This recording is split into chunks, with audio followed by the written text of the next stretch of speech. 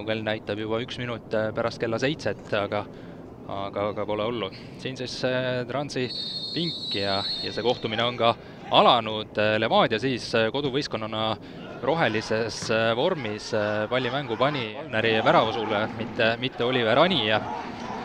Levadia siit paremalt äärelt päris ohtlikku rünnakut ka üles võtmas juba. Tuleb sealt madal pall värava ette ka, aga saab Trans palli korraks vähemalt kastist välja. Nüüd kaugelt löök Ottoolt, aga jääb liinide vahelt Roosnupu. Aga lähedal on palli kaotus ja lõpuks saabki Trans palli kätte. Nüüd ka Poorel on ruumi minna. Läheb ka palliga karistusalasse. Kas saab sealt löögile? Ei saa. Peetson tuleb olukorda ja mida näitas nüüd Kaivoja? Vile kõlab. Kavoore võtab hoogu ja lööb üle.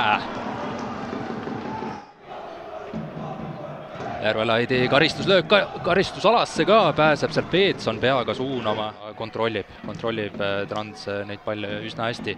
Nüüd Ainsalu saab palli. Tambetuu, paremal äärel on ruumi, Liivak on seal üksinda. Senderdus ka karistusalasse, aga tuleb nurgalöök. Sinnalt valvab teda. Oi, nüüd on Valner lähedal eksimusele, aga kas jõuab ise pallini ja jõuab.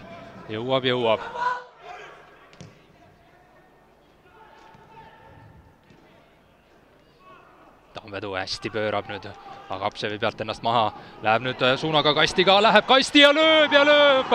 Bubakar Tambetuu 44. minutil Levadia 1-0 juhtima. Ja kuidagi liiga lihtsalt ikkagi läks ja lõpuks palliga karistusalas ja lõpuks pall ka võrgus. Hästi lahendatud olukord Tambetuu poolt, aga tahaks nüüd näha, mida tegid Transi mängijad, et nii vabalt said oli päris tihti väljakul koos.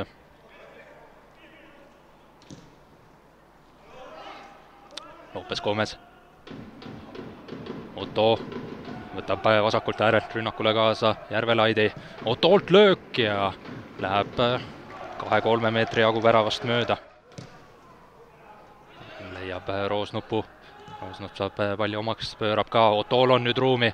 Otto läheb vasakule äärel, Järvelaid ka olemas. Otto läheb ise kaugelt löögile, aga keskele aga teisel poolel ikkagi teeb kõrget pressi ja ohtlik. Noh, siin on löögikoht küll. Järvelaid lähebki otse, aga läheb tagumisse. Mavretic tõuseb ise. Otto. Löögikoht läheb ka kaugelt löögile, latti lööb Otto. Jätku olukorras Keerol pall ees, aga löögile ei saa. Liivak läheb ise löögile, aga Kaivoja näitab ka, kust on õiges kohast pall mängu panna, aga nüüd annab lõpuvile. FC Levadia astus karikafinaali, mis toimub 24. mail siin samas A. Le Coq Arenal ja seal minnakse vastamisi Nõmme Kaljuga. Narva Transi poolkaitsja Mark Maksimkin täna karikavõistluste poolfinaalis napp 0-1 kaotus FC Levadia vastu. Kui suur pettumus see ikkagi teie jaoks on? No ja nagu te ütlesite, väga suur pettumus, sellepärast, et tahtsime edasi minna ja mängida finaalis. Ja igaüks teab, et Narva Transil karikas on väga oluline. Milline oli see teie taktikaline lähenemine selleks mänguks? Esimesel poolel ikkagi väga palju võimalusi Levadial ei tekkinud, teisel poolel muutus see mäng lahtisemaks. No ja, me ei läinud pressi tegema ja meil oli niisugune plaan, et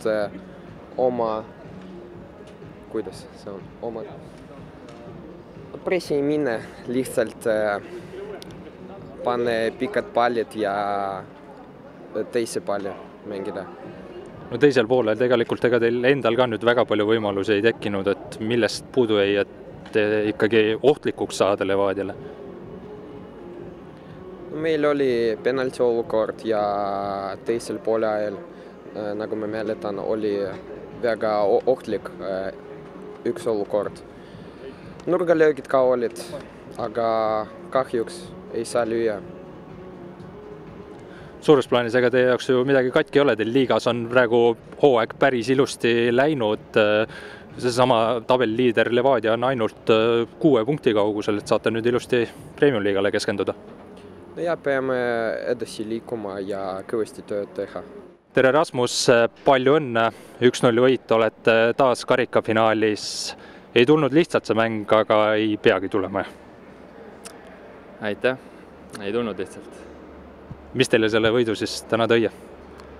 Tambetuu värav.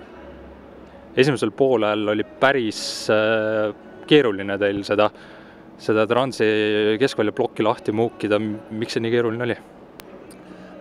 Jah, 10, 15, 20 minti läks aega natuke, et aru saada, et kuidas seda mängu mängida. Lõpuks hakkasime aru saama, hakkasime leidma keskväljalt mängijaid, saime äärtele ruumi endale. Tekkis mingid võimalused, aga värav tuli individuaalsest meisterlikkusest. Et nurgalööke meil oli väga kvaliteetsed nurgalöögid olid täna, kahjuks sealt ei õnnestunud midagi ära lüüa. No esimesel poolel 10. minutil pääsesite suure ehmatusega ka, kui Gabore ei löönud penaltit ära. Sinu silme järgi, mis selles penalti olukorras, selles kastis sul kontakt temaga oli, mis täpsemalt juhtus? Jah, kontakt oli. Ise tundsin ja mäletan olukorda niimoodi, et jooksin pallist olin tema ja palli vahel ja ta sirutas jala välja, et ma jooksin vastu jalga ilmselt. Niimoodi ma mäletan, võib-olla video pealt oli teistsugune asi, aga lõppkokkuvõttes mäng oli see ikkagi põhimõtteliselt teie kontrolli all, et ega ju teisel poolel, kui te eduseisus olid, ega ju Transil nüüd midagi väga ohtlikku ei tekkinud, oled nõus? Jah, pigem ei tekkinud, et me ise ka 1-0 pealt tagant pigem tahtsime kindlalt ja lihtsamalt mängida, et muru ei ole ka päris selline, et selliseid riske võtta sealt. Ja lõpuks 1-0 ja oleme finaalis. Teie peatreener tegi päris palju vahetusi võrreldes pühapäevase liigamänguga. Sina said täismängu kirja. Kas see viimane mäng kuidagi oli veel jalgades ka siin teisel poolel näiteks eriti? Kindlasti. Et kindlasti oli, et mõned mehed said puhkust natuke ja teised ei saanud, aga suudame pühapäevaks ka ilusti ära taastuda. Aga eks need mängu iseloomud eelmise mänguga olid ikka väga teistsugused. Ja kas midagi, kõigepealt Tallinna derbi, siis natukene veel minna, siis karikafinaal Kaljuga ka nii, et suured mängud ees. Jah, nii on.